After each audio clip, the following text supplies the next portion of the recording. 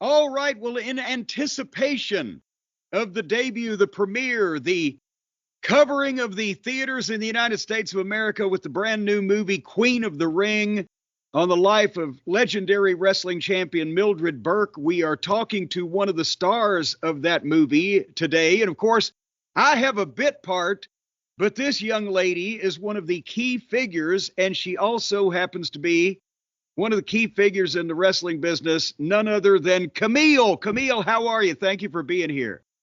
I am good. Good to talk to you, Jim. And I know people are going to say, well, how in the world did they meet on the movie? You and I worked together for the first time on the ill-fated debut studio tapings of the NWA. Ill-fated for me and Mr. Lagana, at least, back 5 years ago now. And we got to spend a couple days there together doing that shoot. And then you have gone on to make quite a name for yourself in the wrestling business. And I've come home to make quite a name for myself at home here. But this movie is a great opportunity for you because you kind of fit the part of June Byers in terms of June Byers was, of course, that was the whole reason why that they Billy Wolf had sent her after Mildred Burke. She was one of the biggest girls, one of the most physically dominating girls in the business at that time. And it's hard to find people with that look, and you sure do have it. How did the part come about? How did you land this big fish? So the story of how I got this role is kind of crazy. I don't know if you remember or know of Taryn Terrell. Do you remember Taryn? I remember. TNA. What? Yes. She was like the dollhouse in TNA. Yes. Well, she was working some with NWA at the time, and I was just talking to her, and I was like, I wonder, what I can do when wrestling's over and all this stuff. And she had been doing like some stunt work, and her husband's really big in like the stunt work industry as well. So she had texted me, and this is when me and my husband were living in Tennessee. And she was like, hey, they're filming this movie in Louisville, and they need some stunt people. Do you just want to send in your pictures? So, I just take some phone pictures, send them in, and forget about it. Like, that's it. And in between the time, I remember I got tagged in, like, Twitter, and someone had tagged me and was like, Kamille should have got this part, because they had already casted for Queen of the Ring, and the June Byers role was already casted. And I was like, oh man, that would have been cool. I didn't even, know about this project. So whatever. Cause again, Taryn didn't tell me what it was for or anything. So that was that. Fast forward a few months, and it's like 10 o'clock at night. Usually I'm in bed by then.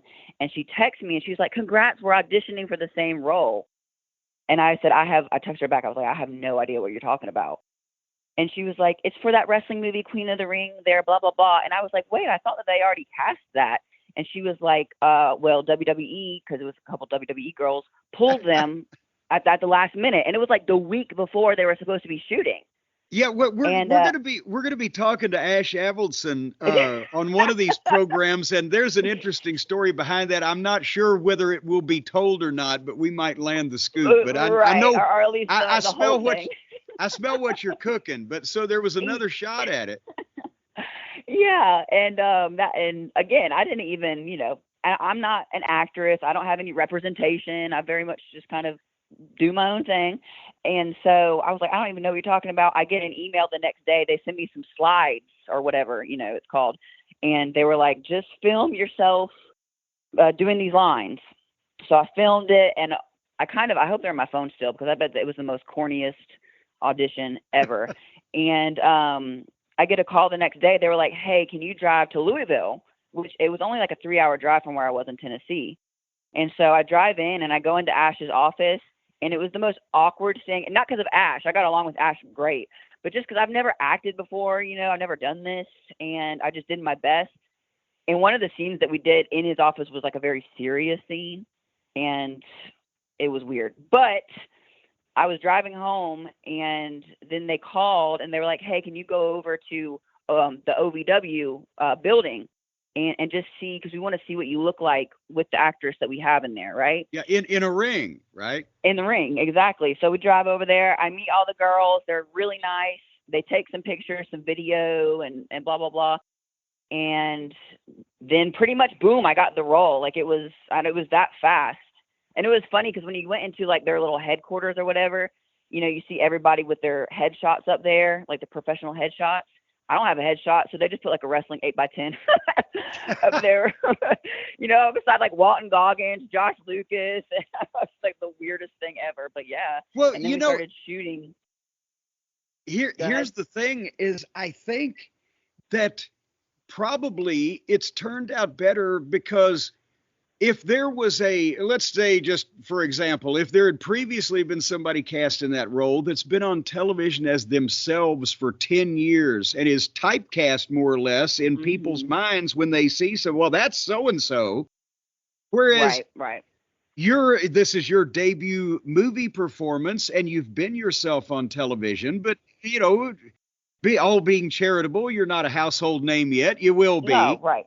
So you got to really play this part, and it may have been better for the movie, for the art of the whole thing. You know, like Bob Denver couldn't escape being Gilligan. Anything he ever did on television after that, he was typecast. And yes. You come in and boom, and you're June. And I had the same reaction to Ash when I said, I've been doing this 40 years. I've never played somebody else. I've never done a scripted role and played a part, but you know, when you're the one of the biggest physically dominant lady wrestlers in the field, that's kind of typecasting there in itself. Yeah, and I mean, the look was a huge thing because even Ash and his fiance, you know, told me, they were like, we really liked Taryn's audition as well, and I love Taryn. I'm so grateful. If it wasn't for her, I wouldn't have this role. But she just physically looking beside Emily would have been too small. So like the look was really a big thing. And then since I've never acted before, Ash, and he might tell you about this when you guys talk, he did a really good job of like, I had the script and I would read the lines to him. And if he was like, that doesn't sound right, you saying it, he was like, how would you say that? And so I know not all directors do this, but he really let me say things how they would come out of my mouth naturally, especially not having any acting training. I didn't have time to go get some acting training. So yeah. He was like, say it however you would say it. And it worked out for the best. I think, I don't know. He sent some article that the Hollywood Reporter did, and apparently they put me over in it. And I guess that's a big thing. So I was like, I should just retire from acting now though, because that's, you know, just go out on top. Yeah. Do a Costanza. Thank you very much. You've been a wonderful audience. Leave on the hot line. One hit wonder there. You did nail the part, as we said, of June Byers, but also you mentioned doing stunt work is how this, you know, you kind of got led to this. I don't want to break the Hollywood illusion, but you did all your own stunts, as we say in the business. I did. Whereas there were a couple of other ladies that, you know, every once in a while somebody would step in, but you were kind of, even with the Hollywood stunt people, you were kind of having to play several different parts. You were an actor as June Byers. You were the June Byers stunt lady, and you would coordinate with the other stunt girls who weren't pro wrestlers what you were going to do, so everybody was on the same page. So you were kind of integral. That a couple of days we spent over at Actors Theater for 12 hours in that ring. Oh, but were you there? I don't know. Were you there when I had flipped off Ash in the bed? I may have been asleep over next to Dean Hill and Martin Cove. We were stuck at the announce desk. I know. But it was getting late. You asleep. I know I caught you asleep backstage sometimes when we had the little, like, when they were changing the cameras and stuff. Yes, I even thought, I said, I don't know how Jim is doing this. I said, I know Jim doesn't even like to leave the house. So I don't know how he's doing this right now. I took a couple of naps back there on the, but yeah, you had a lot on your plate with filling all of those services. Yes. And like, well, that was the thing that was funny about, because, you know, Ash, he is a wrestling fan, of course. But he, you know, he's never been a wrestler. So I remember, like, we were on take, and you know that last scene took 3 days. to film. I was like, I never thought, if anyone ever asked me what the longest match I'm ever going to be ever in, I'm going to say 72 hours because yeah, 3 days. But I remember like we were so tired. It was probably, I don't know what hour we are on at this point and what camera different shot we were on. But he was like, okay, we just need one more, but we just need like your feet work or whatever. Like we just need you to go through the motions. So we were super just going through the motions because I was so over it at this point. And then he like came on the loudspeaker when I was like, well, we need a little bit more than that. And that's when I just flipped him off. And I remember all of the extras started cheering. I remember that now. Okay. Oh, the footwork thing. Well, what if I'm going to be resting up top, but I'm tap dancing down below. Right. But then afterwards, he was like, oh, because I thought that, there wasn't a lot of bumps and stuff. It was fine. I was like, it is not just the bumps that wears you out. It's the getting up. It's the getting down. It's the me talking them through the whole thing. I was like, it's a lot. Okay. But it was really cool, especially like you said, even with the like professional stunt women, they're still, like you said, they're not trained professional wrestlers. So although they're willing to get in there and do like the physicality, they still are needing a lot of guidance. And, I'm no grizzled vet by any means, but I guess it was cool feeling like one because to them I would. Well, and obviously for some of the main roles, they are professional actresses rather than trained wrestlers, although they did work out, as you mentioned, quite a bit to get Emily, who plays Mildred Burke, and also Mae Young. I met Mae Young in the shuttle bus the first day that I was there as we were going over to the Penn Dennis Club, and Francesca Eastwood, right? Yeah, she is Francesca, the daughter of Clint Eastwood. And I know I try not to mark out to her about her dad. Well, what was Clint Eastwood 72 when he had her to begin with? Because she said she introduced herself and she said, I'm playing Mae Young. And I just looked, I started laughing. And because I said, well, I knew Mae Young. And she said, oh, really? Do you think I'm doing her justice? And I said, do her justice? I think you're doing her charity. Mae Young never, even in her younger days, never looked like that. But But they had to have some stunt people that looked remarkably similar to those actresses, and that's but they all did their best as well. And that's probably the first time they've taken a bump in a regulation wrestling ring. Oh yeah, I mean, and like all the actresses too. I'm pretty sure every single one at least took a bump, just to feel what it was like. And you mentioned Emily. I mean, Emily. You haven't seen the movie yet, have you, Jim? No. Wait a minute. Okay. Did they send you a VHS and I was left off the list? Okay. I went to a couple of the festival screenings. Oh, that's right. It has been released to the rich and famous folks at Aspen and things like that. Well, I honestly, but I'm not going to even, whatever we see in even like Louisville when it premieres will probably be even a little bit different. Cause I guess the festival scene is kind of to like see what is working, what's not working and fix it up a little bit. Well, yes. And we're also, Ash is in final edits on sound and audio this week. We're doing an interview with him around that schedule. So but obviously, from the trailer, a lot of fans have been interested. People are, excited about it. And as I said, besides the fact that I always tear these movies up because I'm a OCD historian and nobody looks like any of the people in the wrestling business in any of these productions. Right. From all indications, they've made a darn fine flick here that is getting some attention, not from just the wrestling community, but from filmmaking. So, maybe Emily, we got something here. I think Emily, because she's naturally,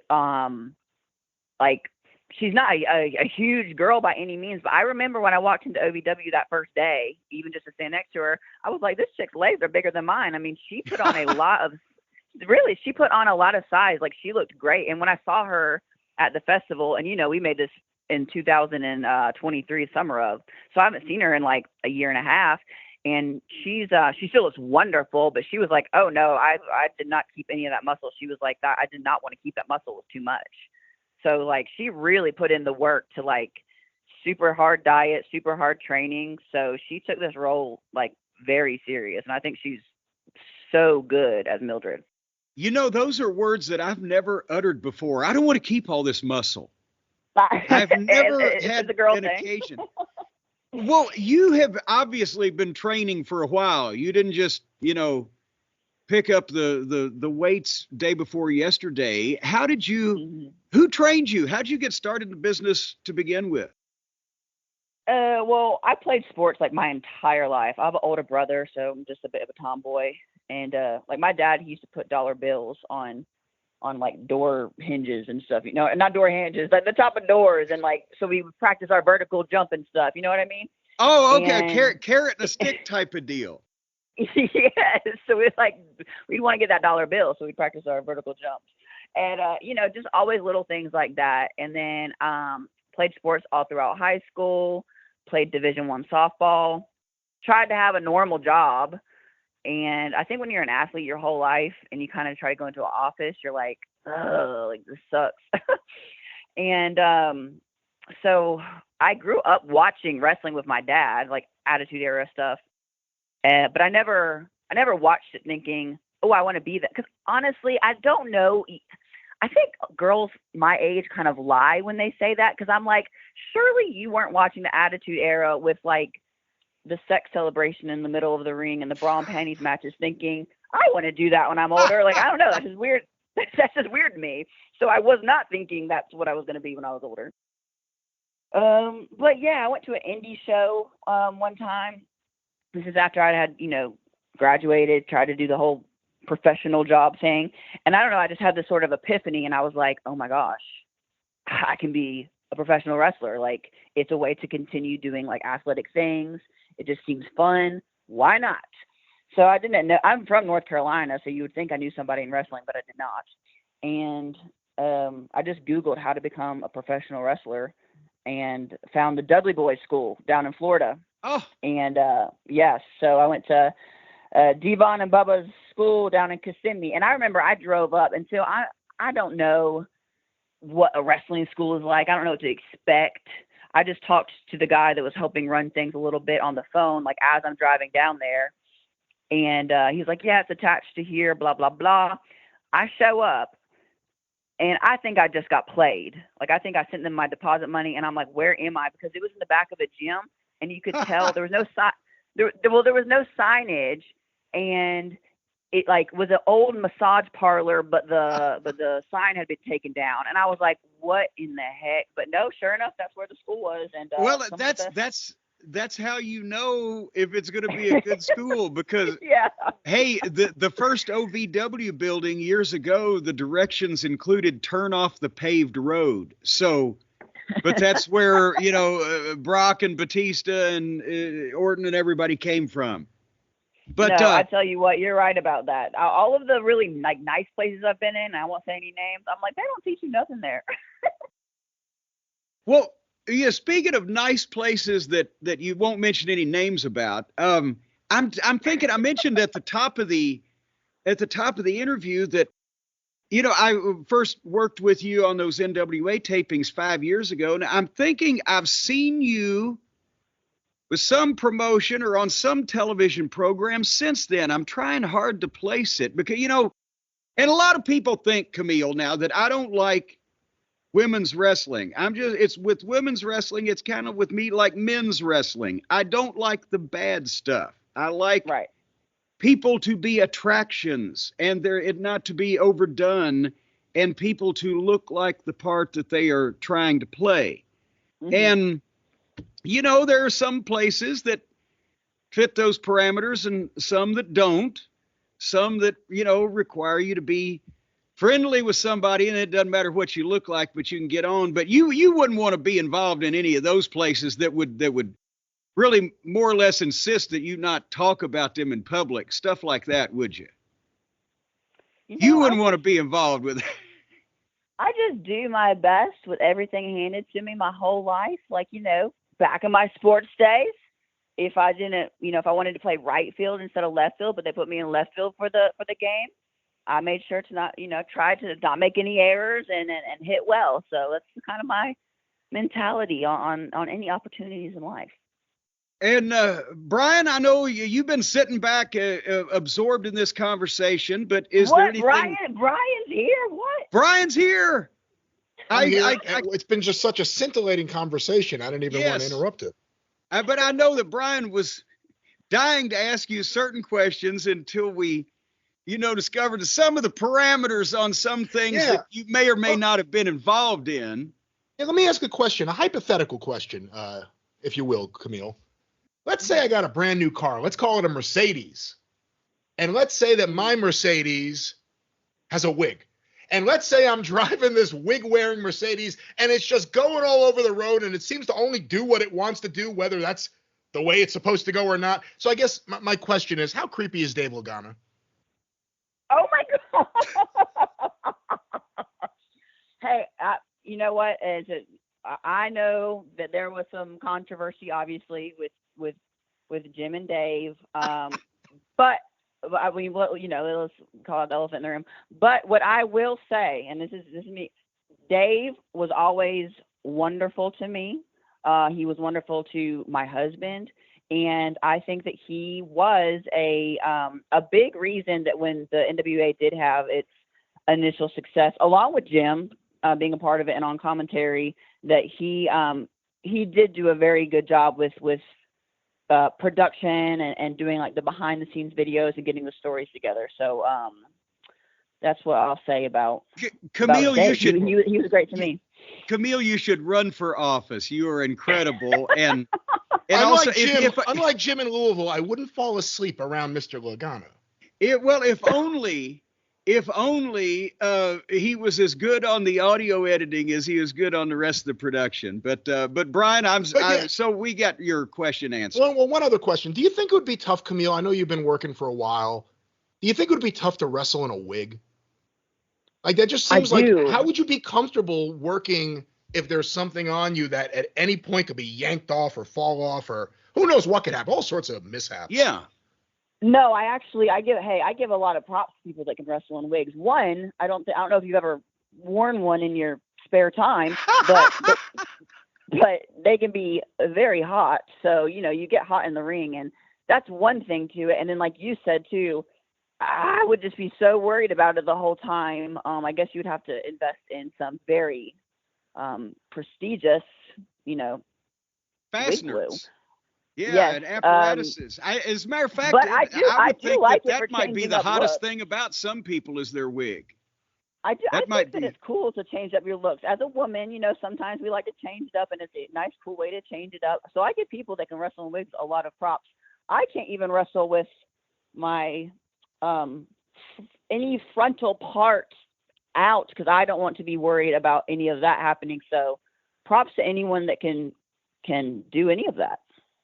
Have you taken any driving lessons since the mishap where you almost murdered Chris Statlander trying to drive into her? I'm not even sure. Did you intentionally not hit her because you're a good person? Wait, no. How did that work?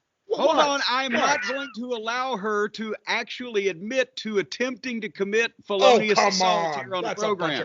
That's a bunch of crap. Was there someone in the car? Thank you, Jim. Was there someone in the car with you that put their foot on the accelerator right at the last moment that you'd like to blame? Well, I think that, I was told I had to do that a little bit last minute, but I'm a team player and I had heels on. Once again, Brian, don't know if you've ever worn heels in your spare time. Only in my spare time when I have my wig on. Well, see, I didn't want to say anything, but it can be hard to drive with heels on. So I'll take the L on that one. I might have messed up, but I am blaming the heels. You know what? Blame the heels. That's a great thing. It's always blame the heels in the wrestling business. The baby faces get away without a single mark. Anyway, but back to the movie. I'm only a cameo, a bit player in this masterpiece. Jim. I got to put you over real quick. I do have to put you over real quick. You had a line, and I don't know if you remember it. It's a line at the very end of that match. And that was the most tongue-twisting, craziest line. When I got the pop, right? I know. So I think, and I gotta apologize to you, Jim. I think I jinxed you because I remember I looked over to Tyler Posey and I said, because he was like, this guy, because you won't take offense. These guys don't know a lot about wrestling. You are a new figure to some of these people. He was like, this guy's great, So you got put over by Tyler Posey, and I said, oh my gosh. I was like, I don't know how he's standing in that line without messing up. It's so hard. And then the next shot was the one where you flipped it a little bit. But yeah, that was good. I paused. I just told this story on the last podcast that Brian and I did. I paused because I realized I was about to screw it up, and I just said, shit. Yeah. And the place blew. But, yeah, that was good. I kept that in the movie. I thought actually that would be the end. They'd send me back to, summer stock and a star would not be born, but we got by with it. But, but this movie is, you are one of the major participants in this thing. So it's a great way to make a debut. And we are, we're trying to nail down all of the information we can publicly give. There's going to be premieres at the end of February in a couple of different cities, including one near and dear to my heart and possibly one near and dear to you. And then general release comes the first week of March. It's going to be in a bunch of theaters. But any final closing thought of your experiences shooting with Queen of the Ring? Yes. Oh, I forgot to mention this is a little sentimental part that was really cool. While we were filming, I was the current NWA Women's World Champion. And while we were filming, I actually surpassed June Byers' reign record and moved into the top 5 title reigns of all time. So it was pretty cool. Like, it was a really fate-filled time. It was really cool. That is tremendous. And that I think I mentioned to you, I know I was telling a couple of the young ladies, it was backstage, that Louisville, Kentucky, the rumor has been for years that Mildred Burke and Elvira Snodgrass drew 18,000 people in Louisville. And I had always shot that down because there was no place to draw that many people in 1941. Right. But then we found out it was a 3-match series at the Louisville Gardens, and they drew a combined 18,000 people, which makes sense. And this movie was shot literally 2 blocks in part away from where Mildred Burke had actually performed, some of the hotel where she actually stayed. They did some of the shooting, the seal back. That's a lot of Louisville looks like it got stuck in 1940, but that was lucky for the film. Yes, that looked so great for the movie. Like, the movie looks so good, especially, to me, something over $1 million is a huge budget because I'm just me. That sounds like a lot of money, but I guess it was a low budget, and I think they did an amazing job with the budget. So yeah, I'm very excited for everybody to see the film. I'm also going to go ahead and claim that I think our wrestling scenes are better than Iron Claw's. So putting that out there now. And well, having seen the Iron Claw, at least the film, and then seeing you guys up close, I guarantee you guys were taking bigger bumps.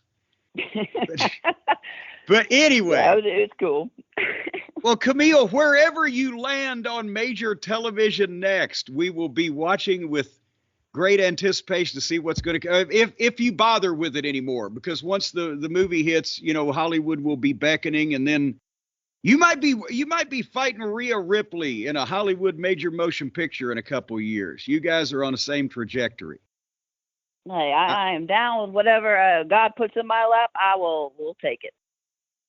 All righty. Anyway, Brian, I forgot to ask if you have any closing comments for Kamille before we let her go and get back to her day. Kamille, what kind of music do you like? Oh, come on now. Don't do this. She'll never do this show again if you run her off with that. Unless she loves music, she'll be back next week. He's always playing with his organ, and people don't want to see that. Hey, an organ? I was gonna say I like gospel music and stuff. So yeah, what a little church organ? Why not? That's what I'm known for. I play a lot of gospel music. There you go. Yeah, see, it works out. Oh God, folks, we'll be right back with more. Don't miss Queen of the Ring when it comes to a theater near you.